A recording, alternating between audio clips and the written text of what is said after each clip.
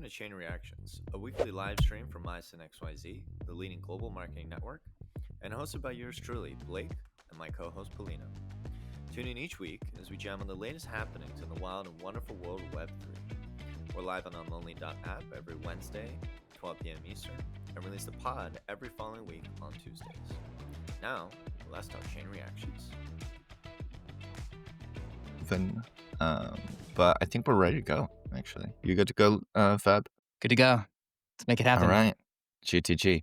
All right. Well, let's get the show on the road. Welcome, everyone, to Chain Reactions. It's your weekly live stream for XYZ with yours truly and Polina, my co-host. Say hi, Polina. Hi. Hello. And Chain Reactions is a weekly live stream and podcast where we have on some of the best founders, marketers, and just all around quality people from the crypto space. And really excited to have Fab on today, or Fabrizio from Legion. They've been making a lot of noise lately. And it's actually a very good, I think, kind of 3-part series that we accidentally ended up doing because we had 10 Protocol on 2 weeks ago. We had our friends at Nozomi on last week. And now we got Fab and the Legion crew on. So I think there's a lot of cross-pollination between all these. But really excited to have you on, Fab. I'm really excited to kind of chat all things Legion. How are you doing today? Bloody good. And it's very, very good to be here. Paulina, Blake, appreciate it. Yeah, happy to get spicy. Happy to jump into whatever you want. We've got some audience participation. Happy to answer anything. We've got a ton of exciting things coming up in the future. Obviously, we've had some recent news on the raise, but I'll let you take it away being the host. I love it. I love it. Well, we always start pretty simply. We'd love to kind of start with you and your story and how you got to this point, right? I think I think the funny thing with, when companies kind of blow up or they make a lot of noises, we don't always see the journey, right? And all the work that it took to get there. So would love to kind of hear your story and what that career background looks like, what that journey was, how you got to crypto and how you got to Legion where we are today. Yeah, super happy to do so. And I think the more I think about it being a founder, you have to be a little bit crazy and super dogmatic about a particular outcome. I think it's, it's easy to glorify the successful cases, but I think a lot of people, you don't see the hard yards you put in, right? Punching out 12 to 20 hour days, 7 days a week, because you got to believe in something, that's for sure. But maybe super high level overview. Got a hectic accent. My mom's Polish American, my old man's Italian. I was born in Australia. I lived in a ton of different places. To keep like a really long story short, went through like what you could probably call a bad divorce with my parents when I was very young, which essentially put us in a pretty sticky situation when it came to kind of like financial means. My old man was a primary school teacher. My mom had been, she was super young. And we essentially ended up in a situation kind of back between different countries and households and at the lower end of the socioeconomic status, living on food stamps, not having the same access to opportunity a lot of people did from being 6, 7 years old. I think that kind of like ingrained into me some good and some bad, kind of this belief of being like, if you're going to be the underdog, you have to work 10 times as hard just to be on the same pegging. So I think like that in itself has been always of a high level of interest to me, is that how do you get to a place where you can have equal opportunity? Obviously, you can never have equal outcomes. It's impossible. But I think people should at least have access to opportunity on an equal footing. Fast forward, on the like career side, not super exciting.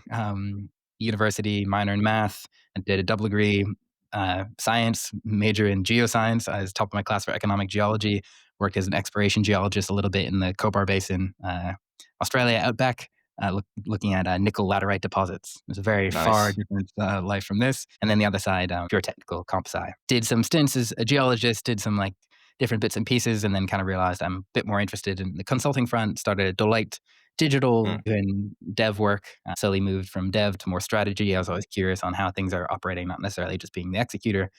And then, from there, to international projects, had my own kind of business in London, Rolls Royce, Unilever, Nissan, all that kind of corporate stuff, just enough to take the soul out of it. And then got more into startups, was at a tech startup for a while, got acquired by a major retailer in Australia. And then that kind of gave me free reign to jump into something I've been super passionate about. Actually, originally my housemate got me into crypto back in 2014 as a means of exchange for acquiring items online. Is probably what You know what I will say? We've had a lot of folks on, and when we do talk about crypto origin stories, it's almost always, like I just want to buy some things online. And it's very common. Exactly. For sure. But we'll leave that at that. And then, I think been kind of still around for a while, but it didn't properly fully dive in on Mhm. a day-to-day basis until kind of DeFi summer rolled around. Obviously, I was involved in 2017 in bits and pieces, and Yep. even post that. But I think I actually took a serious love for getting involved on literally every single day, many hours come DeFi Well, summer. And because I think the thing that attracted me was like it could be from anywhere. And you could participate in kind of like these crazy Ponzi games. You could be whatever Hmm. age, gender, race, religion, amount of money, you had internet connection and determination, you can get involved. yeah, I remember. Yeah, I have a similar story, which is like I remember I had friends who had Bitcoin or were playing around with that like early on, but it wasn't until 2017, 2018. I was like, ETH, it's like what's a blockchain and how do you what are smart contracts and this thing's gonna change the world. But yeah, it was super early at the time. So it's similar story. It's like 2020 DeFi summer. That's when things started to feel so real, right? Because now you're like, oh, you can actually like Exactly Aave right. and Curve and all these Yeah. things are starting to come out. And it's Hmm. incredible. Yeah. Yeah, definitely. So And then, I where mean, Legion is coming after DeFi Yeah. summer. So You're like, DeFi summer enough of fooling happens. around. And then yeah. how do we get to this point then? Yeah. Well, naturally, I've always been purely interested in building, shipping, executing, pushing the boundaries. So, did a bunch of things around mostly DeFi. Um, was unfortunately, or fortunately, probably unfortunately, very involved back in the Terra days and how I originally met the Delphi team. If you're familiar with Delphi Ventures, they took big Mhm. bets and Delphi Labs, built Mars Protocol and Astroport, and got to know the team back then. Obviously, post Terra collapse, a lot of things went pretty south. From the Mhm. back of that, I was still continuing to build kind of around the Cosmos ecosystem, but we'd always been fascinated, having been a founder, an investor, built startups, done consulting. Kind of three areas I was mostly either interested in because it's an annoying problem. One being kind of like legal setup, and that it was very complicated and expensive, and I feel like it didn't need to be. Second one, Hmm. mostly around smart contract audits. I feel like it could be done much better with more accountability. And then the third one is capital formation, right? It's kind of crypto's killer app from day one. Back in 2013, the first ever ICO, Mastercoin. It wasn't like $1 billion thing, but the whole function of that was the idea is like you didn't need to go to Silicon Valley at the time. You could raise capital from some developers, could take that capital and go and build something that's cutting edge and a little bit different. And I think that whole ethos has been very important. And time and time again, kind of capital formation has been proven to be crypto's killer application. And so we've been kind of toying around the idea of doing something capital formation. We saw MiCA, Market and Crypto Assets Regulation, coming up. Like Gabe Shapiro, for example, Mhm. now leading MetalX, he was a big proponent of that. And we kind of said, all right, if we're going to give this thing a proper run, what does it look like? At the same time, I'm my current co-founder, Maddie. We hit it off. And we were just mega interested in solving this very difficult problem. And we said, let's give this thing a proper run. It was a pretty bearish market at the time, but we had a future that we saw. We wanted to change the market structure for capital formation, and we dreamed very big. So still today, we're not happy with the structure. We're kind of thinking, how do we take on IPOs? How do we get to that kind of that scale? So, what if you were to sum up everything that's wrong with capital formation now, since you touched base on it, and that's kind of what led you to build Legion. So I feel like it's a good backstory. Like, what are the specific things that piss you off the most? Is that, to be frank with you, especially current, oftentimes crime wins, right? I think that there's a pretty interesting dynamic. People say product market fit and vice versa. I think there's probably Hmm. a listing market fit type projects that happen today. You see this in many projects where you control most of the float. You absolutely pump some of these tokens to wild valuation, 17 18 billion valuations. The recent projects that came out are doing this. It's definitely not valued at that, but they clean up all the shorts, make a ton of money longing it, and then they'll just let it bleed out after that. And I think from whether you like it or not, your token price is sort of the main marketing mechanism if the tech is good or the tech is bad. And unfortunately, that kind of is a broken incentive in the sense that it's beneficial for tokenization. A lot of this stuff being liquid, you can find a more accurate market price, but by a function of that, people kind of prioritizing the wrong things. So allocating capital to these particular projects because it can benefit in the short term and vice versa. And I think a function of that is we typically not thinking long term enough. Mm. Outside that, mostly inorganic price discovery, mostly in the private markets as well. I think there are two probably big fundamental issues. And that sort of leads on to the knock on effects of the low float IFTV meta that was around for a bit. And then people working with very active market makers, we can call it. People were negotiating Brothers. yeah, exactly. Very, very sketchy deals and vice versa. Um, Yeah, Yeah. I think we've been very bullish on the idea of like, crypto rails are a 10x improvement on what you see in traditional finance. They're Yeah. programmable, they're global by nature, they're on 24/7, right? Very low settlement fees and settlement costs for people to be involved. That itself is a 10x improvement, but still today, IPOs still dominate for distribution and capital. In 2024, I think global IPO proceeds were loosely 126 billion. North of that, Yeah. public token sales didn't even crack 1%. It's Still Mm. crazy. like can be changed. And and just a quick note on that, right? Like I think that's rapidly changing. Like the stream of news, at least from the US perspective, is like nonstop, right? Like Project Crypto with Atkins saying that they want to move everything on chain. I think speaking of the problem you're talking about, right? Traditional capital formation IPOs, like when Figma IPO'd was like a month or two ago, and it was horrendously mispriced, right? Like they thought they were going to open, I think at like 10, and then they ended up selling at like 100. It was a gigantic difference, right? I don't remember the exact numbers. And then that's money lost for the co-founders and whatnot, right? Or if you misprice that and you think it's going to launch here and it launches here, all that in between, it's gone, right? For at least the founders and the early stage builders who participated. It's crazy. Yeah. Yeah, I think that is super fair, right? I think to get to that scale, and like you're super right. Like we've been super dialed in with all of the regs. Yeah. We've got in, met the Securities Exchange Commission. Always funny. If you know 21 Jump Street, you know that famous meme. He's like, find the dealer, infiltrate the supplier. After getting into the My name SEC, is you get this Jeff. like exactly, you get this little like badge. I Yeah. just sent it to some of the guys at Delphi, and I came back with that gift, Brilliant. and I think it's quite funny because during the Gary regime, you definitely would not be doing that. The strategy Mm. was don't get noticed. But now the US is obviously very forward thinking. They're very active, very engaged, asking the right questions.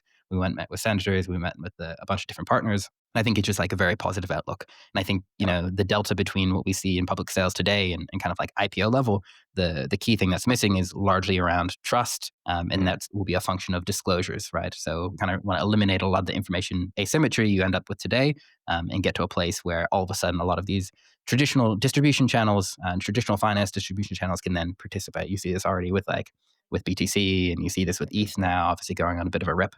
But how do you take that and then start funding these projects that should change the world in the near future? Mm. So, to also, Blake, do you have anything to add to that, or? Well, I was just gonna ask because I'm very curious because I think when exactly did you guys start like building Legion? I guess it's Mhm. when did that exactly start? I guess formally November 3rd, 2023. Okay, Oh, a yeah, so while that's ago. very. I mean, it takes a while to cook up something like this, right? Yeah. Because there's a lot of compliance and regulation Yeah. you guys have to deal with, Oh especially. man. Yeah, it's a Yeah, necessary yeah, evil, but it takes a yeah. bloody long time, longer than you think. Yeah. Well, so and that's actually my question, and I'm very curious about that, is how you got to that point, and how it evolved with, I don't know, frankly speaking, like, and again, I can only speak from an American perspective, right? But especially with the regulation in the US, right? I think there was a lot of people up until even last year's election where we didn't know what the regulatory environment was going to look like. So I'm very curious Mhm. how that had, like, when you were building this under Gensler, under a really strict regulatory regime, how are you guys planning on launching that? How did that evolve And also, after, yeah, things just shifted? maybe just take a step back in a minute or less for those who maybe not are familiar with Legion, like Yes, what it is, and then what were, the struggles of that's building actually a it good point. under the We Gary. we maybe went too deep. I maybe went too deep in the questions too quick. But yes, actually, we should very quickly clarify what is Legion, because we already talked about the problems that you guys are solving in capital formation. So how are you Yeah. guys solving Yeah. it? What is Legion? And then Yeah, we yeah. go Bloody crazy. question. Yeah, yeah. So I think like um, some people say like capital formation platform, very fancy way of saying we facilitate public fundraising for the best quality projects. Now, the differentiator between Legion and kind of the core thesis that we had is we wanted to take the same two-way opt-in you have in private markets today and bring that to public markets. Now, you might say, what the hell is two-way opt-in, right? Very simply put, if you're looking to raise from private markets today, as a project, you'll sit down with different funds, VCs, particular angels. You jump on a call. You kind of like spend a few meetings together to say, hey, we think you're good. You think we're good.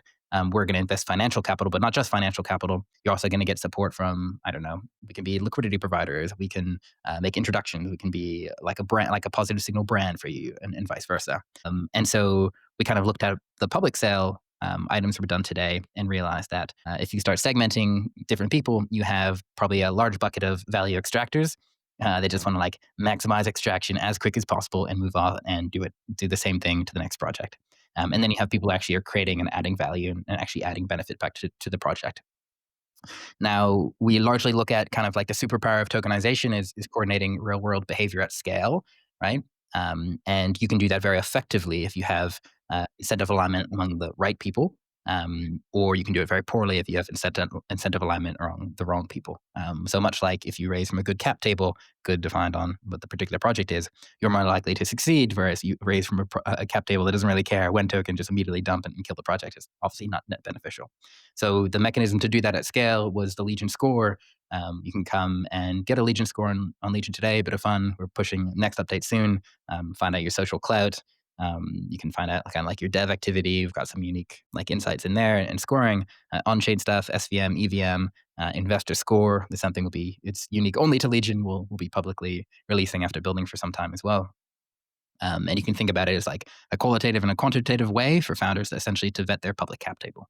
So maybe it's a bit north of a minute, but more or less just think about us as a fundraising platform where if you add value, you can get access to the best deals, typically either at better or equal terms as VCs would get. And if you're a project that want to raise from super high value, add community members, you can help curate your public cap table at scale on Legion. Boom.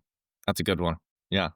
Uh, and building on top of that, right? I think it makes so much sense, I guess, because I remember when I first heard about you guys, I was like, okay, so it's a fundraising thing. But I think the secret sauce is that reputation score, right? Because as you're saying, that's the main thing that I think you guys can solve for that very few have figured out is it's that evolution of like thinking back to the ICO days, as you mentioned, all the way out of here. Like there's a lot of work to be done. But with that in mind, I want to go back to how you guys are thinking about building all this, right? So as you're thinking about reputation scores, you're thinking about getting accredited investors or getting that verification check, right, of are they qualified to even participate? How did that evolve since 23 up until obviously the regulatory tailwinds, I guess, that have suddenly come in this year and end of last? Yeah, I think we were kind of took a bet that so obviously US is the largest market. Europe kind of made a first move on this.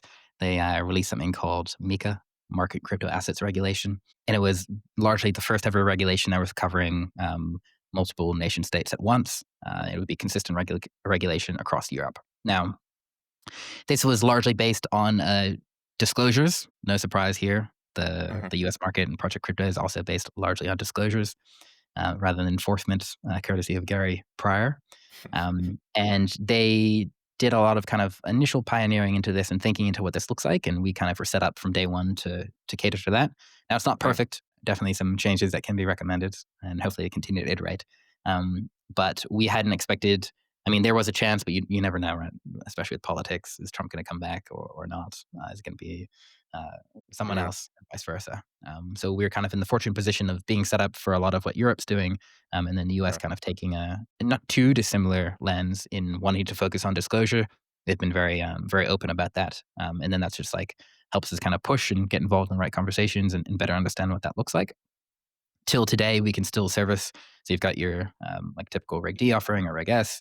We can still service fully accredited US investors under 506C exemption, but that comes with limitations as well. So you have to be formally accredited by a particular lawyer or vice versa. I think the two things that we should expect to come out of the US is probably redefining what accredited means. I think people in general can agree that it's a very nascent definition. Yeah. And it's a very old school way of viewing things, I think, right? It's evolved over the past couple of years, but it's still not quite, I think, up to par, maybe. I don't know. You tell me. I would have to agree. Yeah. It's a bit of a skewed system, like this kind of social ladder with accredited. There are so many viral tweets about how you can be accredited and then like gamble away. Yeah, that for me is crazy, right? You can hyper gamble on the Chiefs winning the Super Bowl with whatever duo platinum with NHL.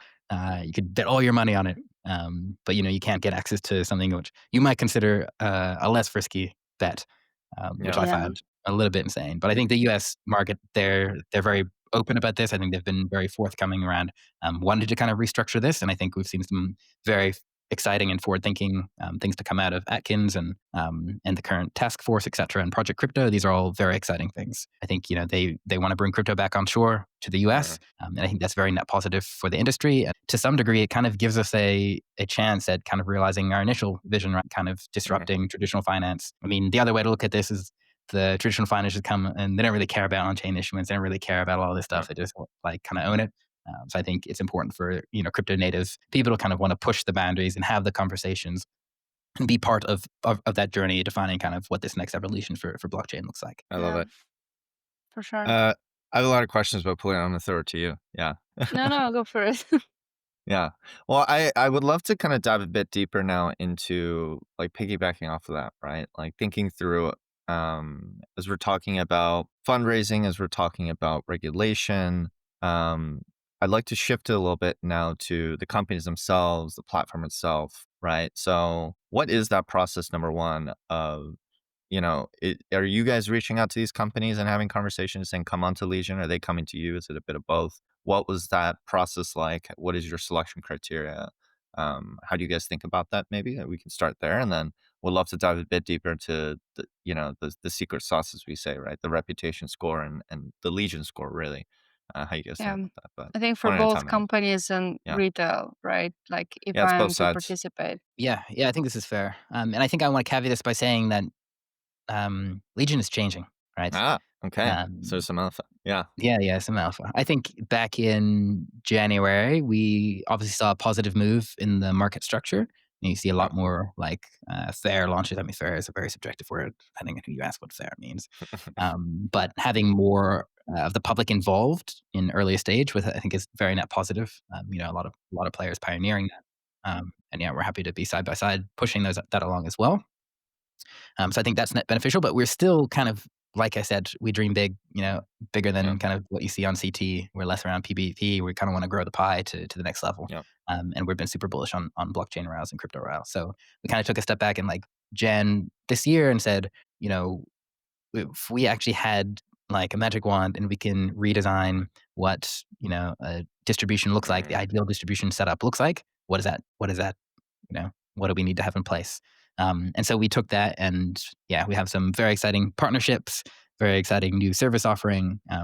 We already started announcing, for example, we'll have a round with have public involved, as well as some like Van Eck and Brevin Howard leading, like a Coinbase Ventures, Crypto.com Ventures, Kraken, et cetera, also in the cap table.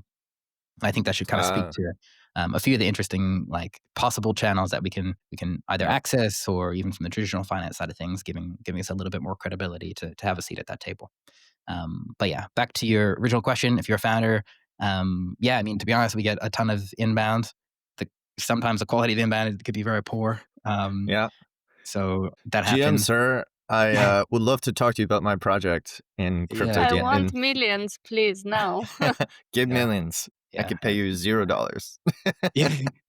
Yeah, that's true. I think we always like, it's kind of always a not super beneficial thing, but I always try to give feedback to everyone, right? Because I think it's very hard to be a founder, very hard to be an entrepreneur. So I think it's important, whether good, bad, or ugly, try to provide it. But yeah, we kind of look at the breakdown of projects coming through Legion. We try to do a little bit more vetting than like a pure anyone can kind of list. I think traditionally, like the launchpad model was quite broken, because the way you monetize is just like the more projects that come through is more stable coins you earn. So you just want to churn at as many projects as you can until one point you realize like, oh, there's actually not many good projects left. Let's do medium tier. Let's do lower tier. I think, I don't have to name names. You look back in history on some prominent launchpads and see where they are today. So I think we've been very cognizant of that. I think brand, obviously, and reputation are very important. And I think that also will speak to kind of the new offering coming out. The due diligence process for us is a little bit more of a pain, I'd say. We look at regulation, understand like, what sort of product market fit, what's the stage you're at, kind of how active community you are. We have sort of this like AI bot that was designed originally by the team at Delphi, that kind of like does a lot of the initial vetting and kind of breaking down. And then we have something similar to kind of like the Legion score that does a lot of these vetting of projects. If it passes the first few stages, then we have a select group of, principals from like big VC funds down to kind of like your average, like left guard, probably not the right word, but in the trenches Yeah. people. And they kind of have an opportunity to provide direct feedback. It's not like fully opened. We kind of contain it to about 20 people. And then that feedback's kind of used to understand, is this project good or not?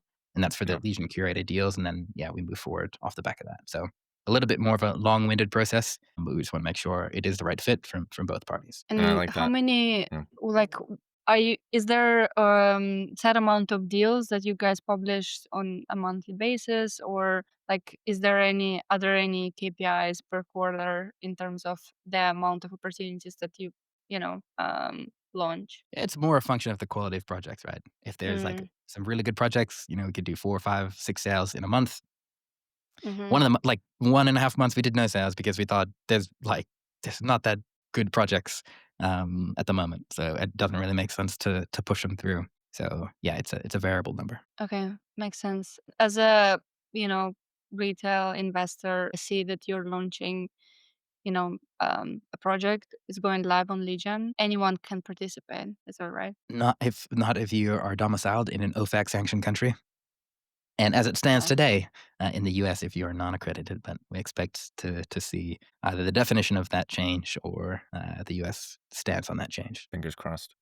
And then building on this, Fab, right? Because I love that, point about the fundamental. I feel like so much of, as someone who's, a founder myself, right? And I've been building various companies. I think the key is always like incentive alignment, right? It's like, show me an incentive and I'll show you the outcomes, right? And I love that point about launch pads. And if you're incentivized through just like taking fees off, basically just like, swaps and fees, right? Like you just want to list as many companies to just like generate revenue. But with that in mind, obviously, if you guys are thinking about quality and curation, I realize I don't actually understand or quite know your business model, which is how does Legion make money? Why is Legion incentivized to curate the best? And how does that work for you guys in a way that everyone wins? Yeah. Yeah, definitely. I think it typically take most of the fee from the project side, Yep. but typically in the native token, and also typically with some sort of lockup, right? So if that Yep. token goes to 0, then we did a lot of work for nothing. So I think that in itself is a good alignment mechanism to ensure that, if we have to be bullish on the project, we want to put our Yep. own money down and say, yeah, well, this is something we think is going to perform very well. Because if we don't win and the community doesn't win, we don't win, vice Yep. versa. So That's why obviously, the vetting process is so thorough. yeah, it is for now, It's gotta be. for sure. And then have you guys thought about like, because I think the interesting is there's always like the initial raise and then there's, especially when you talk to like VCs and other funds and other things like that as well. Like, have you guys had any, and maybe this is what's coming up in some form or another, but also like the post fundraise, like how you support those teams and how they grow. Maybe I'm just curious how if you guys are thinking about that or if that's on the roadmap at all, or if it's more just we're here, this is our like lane, we stick to this and you know, yeah. Probably twofold. It's like we do want to take highly concentrated bets in capital formation. Yeah. So there's probably a ton of adjacent businesses being spin off, but we don't. Yeah. And I keep it focused. And this next iteration of Legion, you'll see we've really double down. But having said that, I think the post investment experience is pretty critical. I think if you would have seen, we had a partnership with Cookie 3, released something called Attention Capital Markets.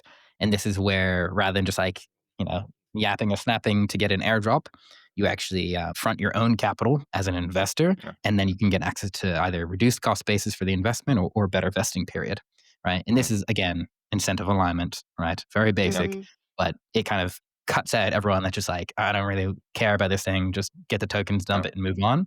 Because again, you're fronting your own capital. You have a different psychological relationship with these projects. Like you bring in different psychological principles, loss aversion, endowment effect, and vice versa. So I think there's definitely some bits and pieces there. And also with the Cookie 3 team, we've got something else in that realm that will continue to ensure projects are good. Because the fact of the matter is like TGEs are really the start of the journey. They shouldn't be the main exit event that, you kind of say like, all right, I'm done, I'm out. And that's kind of one of the challenges that crypto does have is like having an immediately liquid market. It's like you can have projects that founders have already cashed out everything, even before TGE, to be honest with you, right? You can have some secondaries and all deals that. and vice versa, and OTCs, exactly. So yeah, again, incentive alignment in the end of the day is pretty critical here. And it's definitely something we've been thinking about for a long time, because we do actually fundamentally want to see the projects that come through Legion actually have positive impact on the space and the world and get involved and actually make Mm. change. And I think also to build on that, a lot of like you surfaced Legion score a couple of times during this conversation, and it seems to be like a reputation like, and Legion score is a core part of how you guys operate. What is it and how does it work? Yeah, I mean, largely put, you can think about it as a quantified figure for assessing whether a particular individual might be a good or bad fit for your project. So we kind of put out this white paper like about 2 years ago or something that talked about this idea of merit-based fundraising, merit-based ICOs. Fancy Mm-hmm. way of saying, like, rather than like how much money you bring to the table or whatever, it's like how you add value to projects. So again, coming back to that two-way opt-in in private markets, bring it to public markets. So the Legion score is kind of twofold, right? A quantified number that brings in, like, what does your developer activity look like? Which open source repos have you committed to? Did you commit to open source repos that Vitalik has or Gavin Wood have, right? And there's like a particular Sybil proof mechanisms in there. On the social side, like, what does your smart follower list look like? How often are you talking? What projects are you talking about, and vice versa? On the on-chain side, SVM, EVM, what type of user are you? You like go like 100x long on Hyperliquid every time a new meme coin is listed, or are you more conservative, moving capital around and being like a liquidity provider? And then kind of on the investor, how are you sort of interacting with projects over time? These are kind of like the four main premises on the quantitative side, and then we tie that in with the qualitative information too. So think about like people have a LinkedIn profile. You can also have a similar like LinkedIn investor type profile where you say, are you active investor? Are you passive allocator of funds? Are you a mix between the Mm-hmm. two? Are you a founder? Are you a shit poster? Are you like a big degen? And that just helps paint a picture of for founders being like, okay, these people actually might be really aligned with my project. They should get bigger allocation or first allocation. So to put this into perspective, the last sale we did was Almanac is actually the second sale we did with Almanac. They were only raising $2 million. They had $8 million of funds deposited. So they basically got to go through and say, okay, who are the best people in this group? We'll give fund allocations to. Again, it was also our first attention capital markets play. So a lot of the people were also actively like fronting their own capital and then continuing to like help push things on socials. So I think just that score mechanism not only helps like projects curate people, but also kind of removes a lot of the net negative kind of value extractors that you often see in a lot of these like flip as many times as you can type launchpad plays. Mm. So as a user, I would see my Legion score as soon, like when I establish my profile, right? Yeah. There's some secret sauce in the background that you're not yet privy to, but we will be releasing soon. So I'm curious what my Legion score would be. It's Yeah. like you're vetting both the projects and the users as well.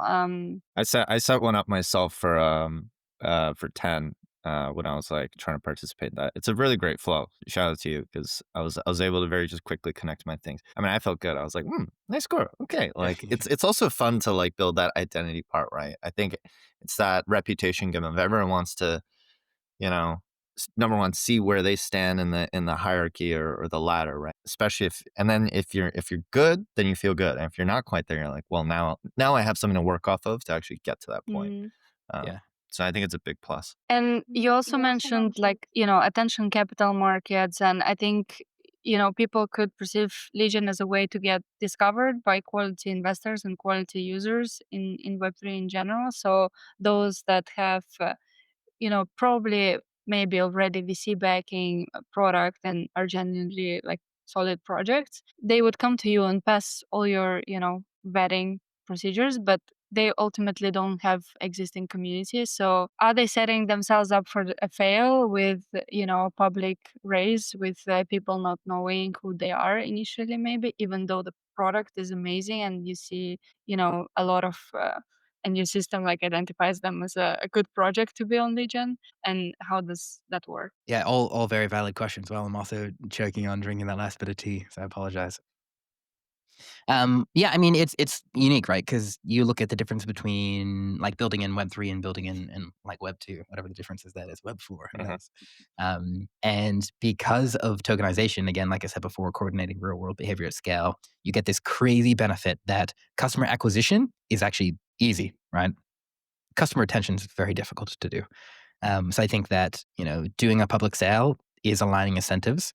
But I think it's pretty critical that, again, coming back to being a founder, the 1 million things you have to do, I think is like you really want to stand for something. And, Murad talks about, believe in something, obviously meme coin focused. But I think the premise of a lot of this stuff is there. Like people are kind of gone through the burner, especially been in crypto for a long time. And like, just kind of play the zero sum game here. But I think like everyone kind of has projects that you first get involved in and you truly believe will fundamentally change things. It's just like a completely different interaction. I think as founders, you should be pushing to have community in some part involved in a lot of the early stage involvement because you're really building an ecosystem, not just a business. So I think I always generally encourage founders to do that from any stage, even before the public sale, because in the end of the day, it's like you need distribution, you need to be able to tell your story, and you need people to believe in kind of what you're trying to achieve. Because again, especially in crypto, pricing is not based on deterministic valuation, mostly speculative hype. People are buying future value of what this thing can be. So you need to be able to tell that story. So it's a very diplomatic way of answering. Typically, if you have a strong community or at least a strong mission and vision, you would perform probably a lot better than not. And also sometimes it's a way for projects to learn, be like, oh, actually, we don't have that yet. But lucky we're still early stage. We have time to fix that. I have a question following up on this, which, and I think we can talk in hypotheticals because I'm not quite sure how on the nose this may or may not be, but I think something I'm thinking about is obviously crypto Twitter and the crypto community it's definitely, I think most people would agree, it is a bubble in itself, right? It's a pretty tight community. It's a small community. There's a lot of people out there, as we were talking about in Web 2 or just the real world, who I think would love to access something like this for non-crypto companies potentially, right? If we think about tokenized equities and IPOs. So I guess it's kind of like a what if exercise of like in the future, right? If Legion were to move into more traditional kind of like IPOs and capital formation, how, I guess my first thing is like, how would that even work from a reputation score point of view if you, because most normal people don't have, like, they don't have Twitter, right? Or X, and a lot of them aren't devs, right? So how would that extend outwards beyond crypto, I guess is the first question. Yeah. Yeah, I In a think from a hypothetical, of first course. principles Yeah. perspective, I mean, yeah, that's very true. But you can think of in some degree like whether you're accredited or not could be considered Mm-hmm. some quantifiable metric. Yeah. Obviously, this is not something we're going to do, but people have credit scores to get loans, right? That's another Mm-hmm. quantifiable way to understand. And I think there's like a lot of pretty exciting tech around like trusted execution environments or Yeah. FHE, etc. We can start like having some of these accounts and having some sort of footprint. Most people also they've got Instagram or they've got Yeah. TikTok or whatever it is the project's trying to optimize for an Epic Games account, right? Right. So I think the premise can scale. I think you're right in saying that we do think largely around like what's in crypto Twitter, and that's typically Yeah. what's good and what's bad. But yeah, I would like to break out of that. One day. Yeah. Who knows? Who knows? Who knows? What can you just run us through the numbers for the past couple? Like, so how many sales has it been so far? And I think what's been really impressive is like I think each one of them has been vastly oversubscribed, which I think speaks to the curation and the quality element. But can you just reel them off? Was it 10 Almanac? And I know Boundless just did one, I think, and I'm not sure if I'm missing anyone there. Boundless was on Kaito, I think. Oh, Yeah. that was, sorry, Yeah, apologies. Yeah, no, there's no too many worries. things happening. So Uh, 10 and Almanac, yeah. Yeah, so the differentiator here is that we have so Nozomi you guys had on last week. Yeah. I'm sure you have recurring listeners. Yeah. And 10. So the Nozomi team have helped curate some of the deals. So 10 is the first one. I think they're going to announce a new one tomorrow or the day after. I believe So so. they actually Yeah. own all that curation, and that's like a lot of their responsibility. I kind of more or less use the Legion rails to facilitate that. So yeah, they did the 10 sale, and I think they'll have a second one coming up soon. For us, yeah, Legion or Almanac was the last one. We've Yeah. done maybe still, I want to say 18 public sales over the last like 10 or so months. For example, like Pulse was actually our first one. They're kind of actually, they have this like little device, kind of like a Fitbit tracker. I actually got in the mail the other day. It's kind of cool to do on-chain fundraising and then have the physical device come to your door and then start using it. Yes. And this is kind of a lot of the projects that we're interested in, right? Like it's like kind of like a real kind of like tangible Real outcomes. products. Yeah, you can talk to people about and show and Shocker. use and stuff. Sounds crazy sometimes. Yeah, I think like there's a lot of those exciting projects, and then I think this next phase of Legion is going to be a very exciting one. We've got some Yeah. project locked in that I can't yet leak, but they'll be coming. Like All news right. will be leaked from them very soon.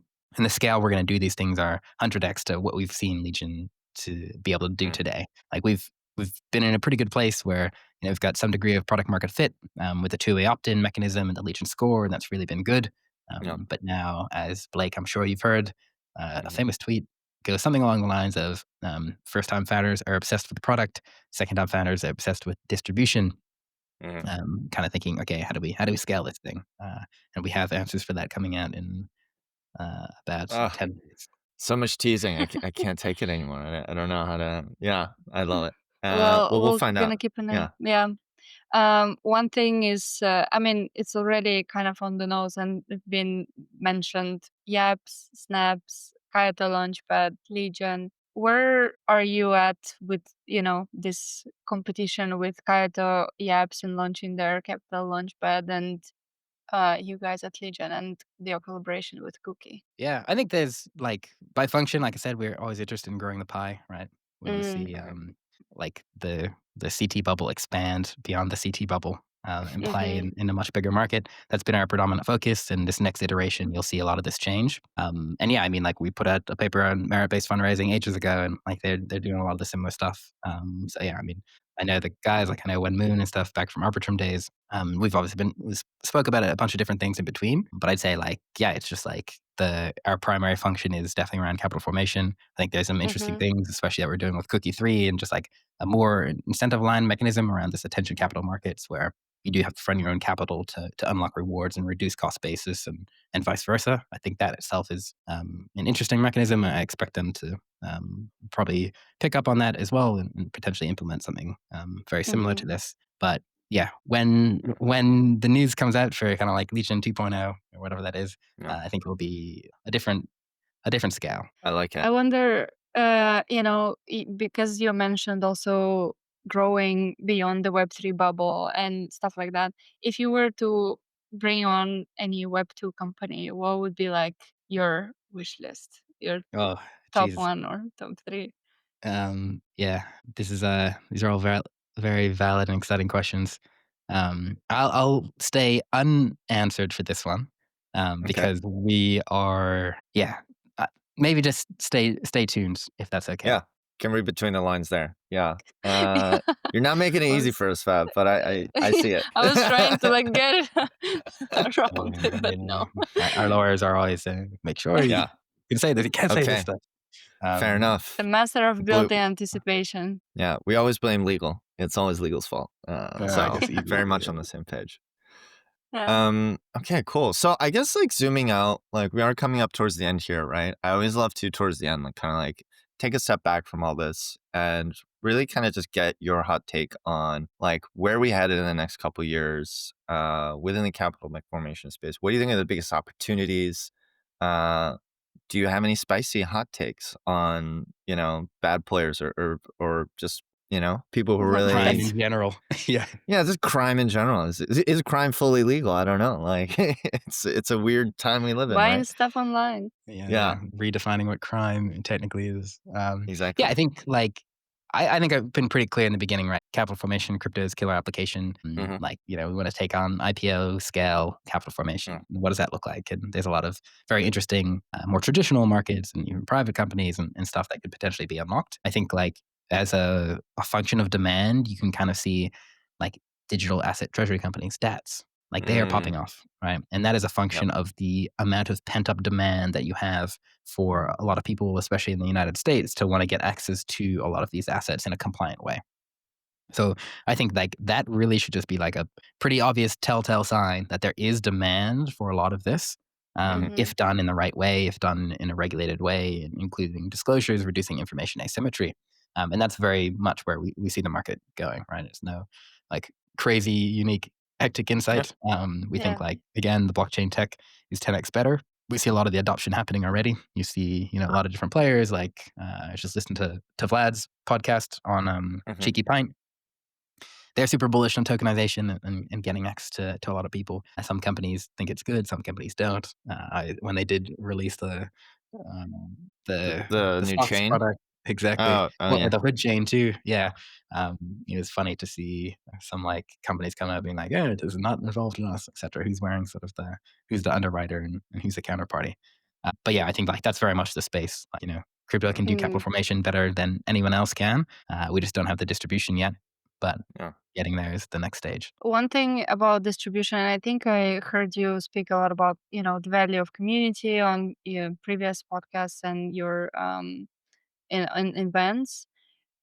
Because at some point you want to go beyond Web3. Twitter is not like Twitter is our sort of X is our bubble, right?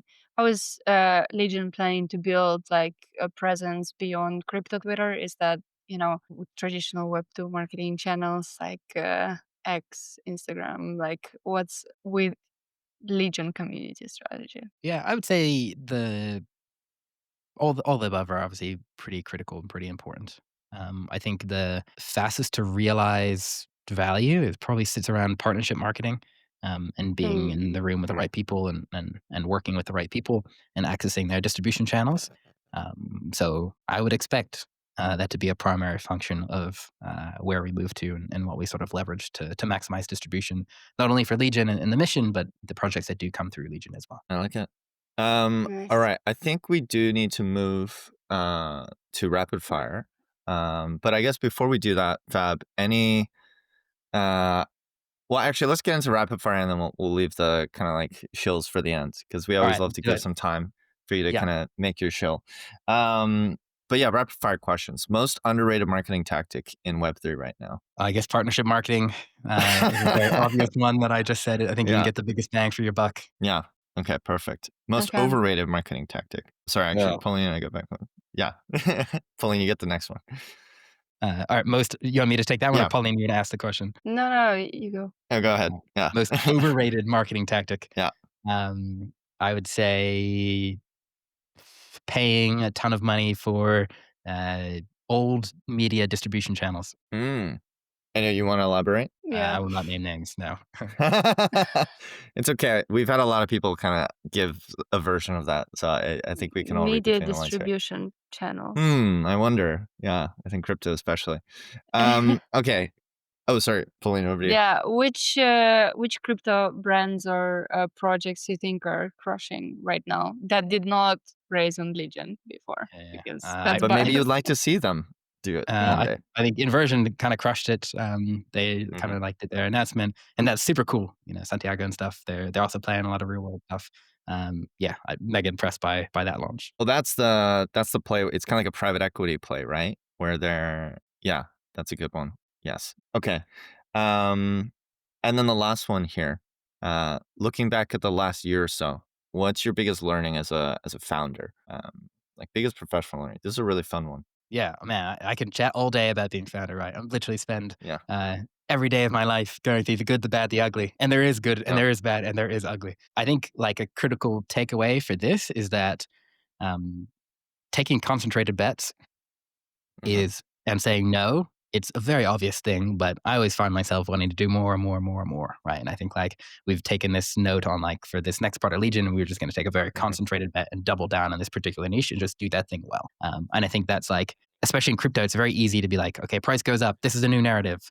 Like you're trying to raise money, .ai company or whatever it is. I think it's just like stick to your guns, go do something very well. And once you crush that, then everything becomes easier. Just relentless Yeah. like grit, right? And like holding on to it and yeah, which I think kind of bringing it full circle. I think it's hearing your kind of initial life story, I think was really helpful to kind of set that context because as you said, right, like there's the pros and the cons of that kind of situation, right? But I would I guess give you kudos maybe for in a lot of situations that's where like what is it like you put metal through the fire and it gets harder, right? So being able to like build that resilience and persistence is it's not easy, and sometimes life forces it on you and sometimes you're able to cultivate it, but big ups to you, Fab.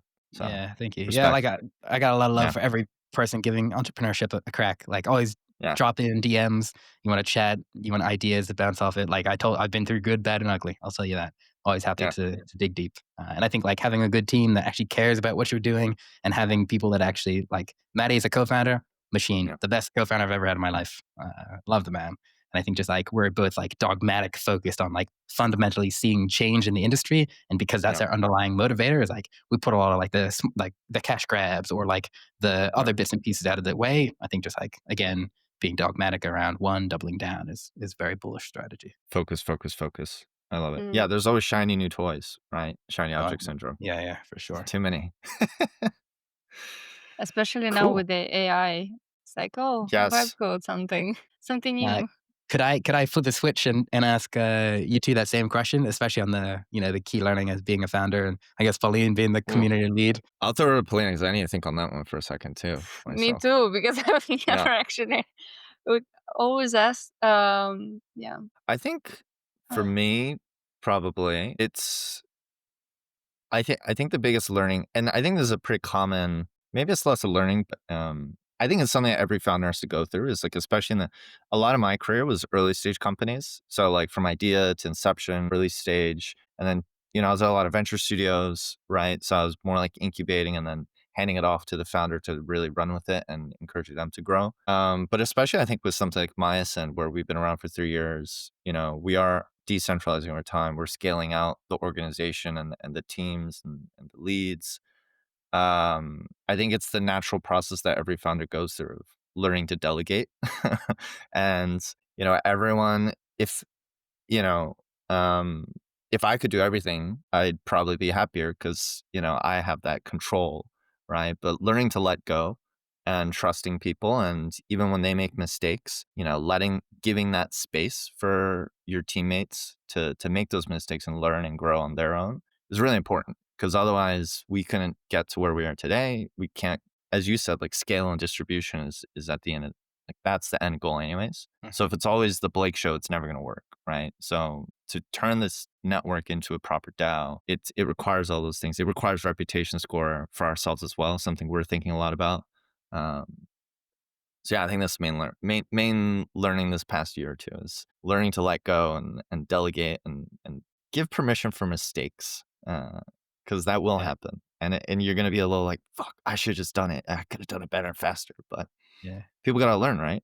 Yeah. Yeah, that's true. I And I think think it's like every founder's learning at some point or And the kind of people like who don't are the micromanagers, and they're the people who create toxic mm, company cultures, because then nobody wants to stagnant. do anything. Yeah. Yeah, for sure. yeah. Yeah, and I think Yeah. like another critical component of that is it's like how you incubate your culture, which is like Yeah. everyone's like you need a good culture, right? But I think like unless you actually allocate and dedicate time to doing that right, I think it's like extremely impactful. This is kind of what I was touching on. Like you need people to actually believe in what you're doing. And I've always been Yeah. fascinating is like what makes a high performing team. You look at like the Premier League, like they're Yeah. spending hundreds of millions of pounds to get the best players in the world. It's like Yeah. how does like a Man City versus an Arsenal versus a Liverpool, like how do you get the outcome? And I think a lot of that comes down to like the culture at the club and the coaching and the coaching staff. And I think it's always been like very interesting to look at a lot of those dynamics and try to like take some of that learning back into the team. And a lot of it starts at the top too, right? Like you gotta, if you don't give that, if there's no mandate, you can try and incubate from the bottom, and sometimes it happens, but if leadership squashes it, it's all fucked anyways, right? Yeah. So it's like it's a team effort. Yeah, same page.